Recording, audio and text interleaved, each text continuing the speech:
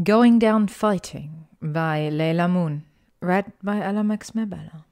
Chapter 4. Hermione had little time to recover from her ordeal before she, Harry, and Ron began planning their next move.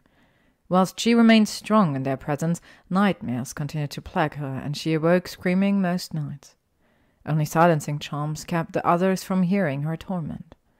The trio were to infiltrate Gringotts and search the Lestrange's vault. Harry was certain that one of the Horcruxes was hidden inside, considering Bellatrix's terror that they had been in there. It was agreed that Hermione would drink Polyjuice potion and transform herself into the woman who tortured her on the floor of Malfoy Manor. The idea of this terrified her. Each weeping cup on her arm seemed to throb more painfully as the day grew nearer. But whenever her breathing grew shallow and the fear sought to overwhelm her, Hermione would remind herself that she was imperative to the plan. She couldn't refuse. Hermione collapsed on long green grass, coughing and shattering. They had just leapt off the dragon after their escape from Gringotts, their mission a success. They all had angry red burns over their faces and arms, and their clothes were singed away in places.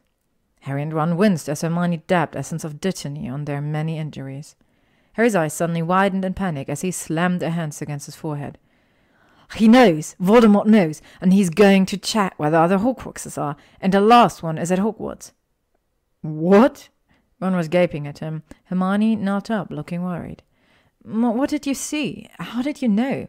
"I saw him find out about the cup. I was in his head. He's angry and scared too. He can't understand how he knew, and now he's going to check if the others are safe. The ring first. He thinks the Hogwarts one is the safest because Snape's there, because it'll be so hard not to be seen getting in. I think he'll check that one last, but he could still be there within hours." Harry hadn't seen where in Hogwarts the Horcrux was, but he was determined to head there immediately. Hermione wished they had time to plan. It seemed incredibly stupid to charge recklessly into such a heavily warded location, but Harry was right. They could not risk Voldemort reaching the Horcrux first. Hermione and Ron had no choice but to grip tightly onto Harry's arm as he apparated them into Hogsmeade. She prayed they wouldn't run into Draco. Adrenaline cascaded through her as they narrowly avoided capture and, despite her trembling limbs, made it safely to the Hogshead, where Aberforth Dumbledore summoned Neville, who led them into the Room of Requirement. To her surprise, most of Dumbledore's army were present, and those who weren't arrived shortly after. Harry had decided that he would finally involve them in the task ahead, although Hermione wasn't sure his speech instilled much confidence. "There's something we need to find," Harry said. "Something that'll help us overthrow you-know-who. It's here at Hogwarts, but we don't know where. It might have belonged to Ravenclaw. Has anyone ever heard of an object like that? Has anyone ever come across something with her eagle on it, for instance?" Silence followed, and the students looked at each other, somewhat bewildered. Finally, Luna spoke up. "Well, there's her lost diadem. The lost diadem of Ravenclaw." Disappointment floated around the room as the realization sunk in. The lost diadem. Regardless, Luna took Harry to the Ravenclaw common room to show him what the diadem would look like, whilst Hermione and Ron ventured down to the Chamber of Secrets. Without the Sword of Gryffindor, they would need any Horcrux-killing object available. The enchanted ceiling of the Great Hall was dark and scattered with stars, and below it the 4 long house tables were lined with dishevelled students, some in travelling cloaks, others in dressing gowns. Here and there shone the pearly white figures of the schoolgirls. Every eye, living and dead, was fixed upon Professor McGonagall, who was speaking from the raised platform at the top of the hall. Behind her stood the remaining teachers, including Firenze and members of the Order of Phoenix, who had arrived to fight. "Evacuation will be overseen by Mr. Fish and Madame Pomfrey. Prefects, when I give the word, you will organize your house and take your charges in an orderly fashion to the evacuation point." Many of the young witches and wizards looked petrified. However, as Hermione scanned the walls, Ernie Macmillan stood up at the Hufflepuff table and shouted, "And what if we want to stay and fight?" There was a smattering of applause. "If you are of age, you may stay," said Professor McGonagall. "The important thing is to get anyone else out of here safely." The quiet murmur of scared students filled the hall. The youngest were being shepherded together, whilst older ones stood in small groups, deciding their fate. "We have already placed protection around the castle," Professor McGonagall was saying, "but it is unlikely to hold for very long unless we reinforce it. I must ask you, therefore, to move quickly and calmly, and do as your prefects—" Her final words were drowned out as a different voice echoed through the hall. It was high, cold, and clear. There was no telling from where it came. It seemed to issue from the walls themselves. Like the monster it had once commanded, it might have lain dormant there for centuries. "I know that you are preparing to fight." There were screams amongst the students, some of whom clutched each other, looking around in terror for the source of the sound. "Your efforts are futile. You cannot fight me. I do not want to kill you. I have great respect for the teachers of Hogwarts. I do not want to spill magical blood." There was silence in the hall now. The kind of silence that presses against the eardrums, that seems too huge to be contained by walls. "Give me Harry Potter," said Voldemort's voice, "and none shall be harmed. Give me Harry Potter, and I shall leave the school untouched. Give me Harry Potter, and you will be rewarded. You have until midnight." The silence swallowed them all again. Every head turned.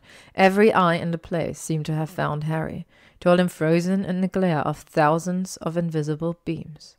Then a figure rose from the Slytherin table. Pansy Parkinson raised a shaking arm and screamed, "But he's there! Potter's there! Someone grab him!" There was suddenly a massive movement. Hermione, along with the rest of the Gryffindors, had risen and stood facing the Slytherins. Then the Hufflepuffs stood, and almost at the same moment the Ravenclaws. All of them with their backs to Harry, all of them looking towards Pansy instead. "Thank you, Miss Parkinson," said Professor McGonagall in a clipped voice. "You will leave the hall first with Mr. Filch. If the rest of your house could follow." Slowly the room emptied. The Slytherin table was completely deserted, but a number of older Ravenclaws remained seated while their fellows filed out. Even more Hufflepuffs stayed behind, and half of Gryffindor remained in their seats. Kingsley stepped forwards on the raised platform to discuss strategy with those who had remained behind. The battle had begun. Chapter 5. Hermione and Ron stood in the great hall, panting heavily as Harry skidded around a corner towards them. "Where have you been?" "We're another Horcrux down," Ron beamed. "Hermione stabbed it. Thought she should. She hasn't had the pleasure yet." "Brilliant!" yelled Harry. As he said it, there was an explosion from overhead. All three of them looked up as dust fell from the ceiling, and they heard a distant scream. "I know what the diadem looks like, and I know where it is," said Harry, talking fast. "He hid it exactly where I had my old potions book, where everyone's been hiding stuff for centuries. He thought he was the only one to find it. Come on!" The furor of the battle died the moment they crossed the threshold of the Room of Requirement and closed the door behind them. All was silent. They were in a place the size of a cathedral with the appearance of a city, its towering walls built of objects hidden by thousands of long-gone students. They passed a stuffed troll and the vanishing cabinet Draco had mended last year with such disastrous consequences. Looking up and down the aisles of junk, Harry couldn't remember where to go next. "Accio diadem!" cried Hermione in desperation. Nothing flew through the air towards them. It seemed that, like the vaulted Gringotts, the room would not yield its hidden object that easily. The trio separated and sped off up adjacent aisles. Deeper and deeper into the labyrinth Hermione went. Her breath was loud in her ears, but she found nothing resembling the item they sought. Rifling through the weathered old cupboards and shelves, Hermione froze. She heard a voice so ingrained into her consciousness it could have been her own. "That's my wand you're holding, Potter," said Draco. "How did you get in here?" Harry asked, ignoring the comment. "I virtually lived in a room of hidden things all last year," he drawled. "I know how to get inside." Another voice grunted. "We was hiding in the corridor outside." Hermione thought it might be either Crabbe or Goyle. "We can do disillusion storms now, and now you turned up right in front of us and said you was looking for a diadem. What's a diadem? Harry?" Ron's voice echoed suddenly from the other side of the room. "Were you talking to someone?" With a whip-like movement, one of Draco's companions pointed their wand at the 50-foot mountain of old furniture and shouted, "Lucendo!" The wall began to totter, then crumbled into the aisle near to where she assumed Ron was standing. "Ron!" Harry bellowed as, somewhere out of sight, Hermione screamed and innumerable objects crashed to the floor. "Finite!" he yelled, pointing his wand at the rampart. "Harry!" Ron called again. "What's going on?" Hermione had crept around the corner and could see the confrontation more clearly.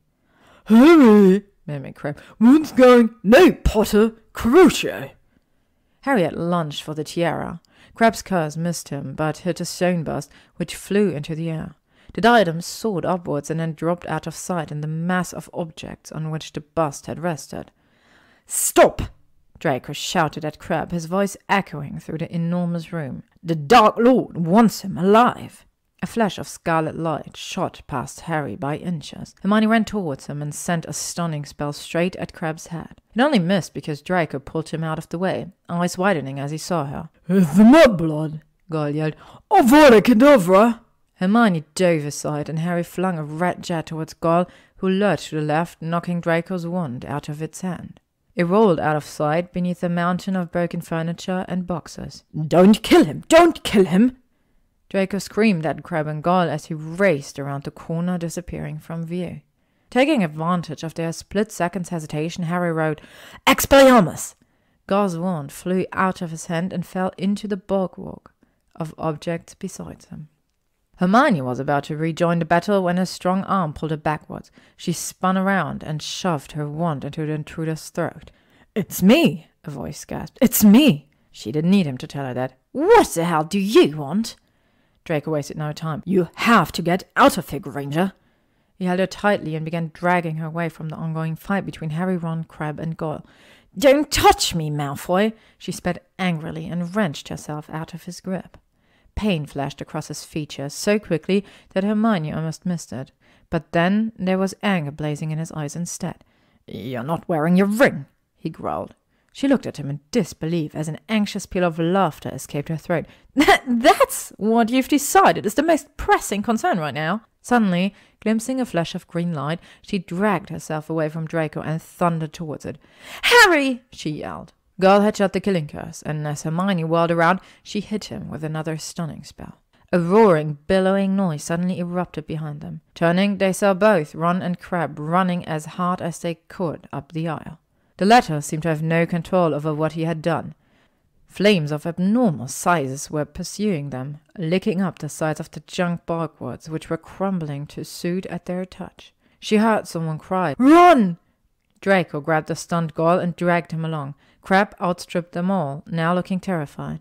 Hermione, Harry, and Ron pelted along in his wake, and the fire pursued them. It was not normal fire. Crabbe had used a curse of which Hermione had only read about once before. "What can we do?" she screamed. Harry seized a pair of heavy-looking broomsticks from one of the nearest piles of junk and threw one to Ron, who pulled Hermione onto it behind him. With hard kicks to the ground, they soared up into the air. She searched desperately for Draco before catching Harry's eyes, pleading silently with him. He nodded once and swooped as low as he dared over the scorching flames to try to find the Slytherins. He could see nothing but fire. A wretched scream arose suddenly from amidst the terrible commotion. "It's too dangerous!" Ron gasped, hardly able to breathe, but Harry wheeled around in the air and dove down to where Draco and Gall were huddled precariously. Hermione nudged Ron forwards, and he too plummeted through the billowing black smoke. She reached for Draco and dragged him onto the back of their broom. He held himself so tightly against her that it was almost painful. Ron steered them towards a rectangular patch on the wall, and moments later clean air filled their lungs as they crash-landed onto the stone floor. Harry, with an unconscious Gall, followed closely behind. Despite a hacking cough, Draco leapt up and fell to his knees in front of Hermione. He ran his eyes carefully over her to make sure she wasn't injured and wrapped himself around her. She froze. It had been such a long time, and so much had happened, she didn't know how to respond. A second before her brain kicked back into gear, he had been hauled away from her. Ron stood facing Draco, looking incandescent with rage. His face a deep purple. "What the fuck do you think you're doing, Malfoy?" Draco took a step towards Ron, hand twitching against where his wand ought to be, but Harry pushed quickly between them. "We don't have time for this," he said angrily. Nodding slightly, although clearly unimpressed, Draco moved away and asked, "Crabbe, he's dead," Ron replied harshly. There was a brief silence before the unmistakable sound of dueling filled the corridor. Hermione looked around and her heart faltered. Death Eaters had penetrated Hogwarts. Fred and Percy backed into view, both of them battling against masked and hooded men. As Harry and Ron raced to help them, Hermione turned quickly to Draco.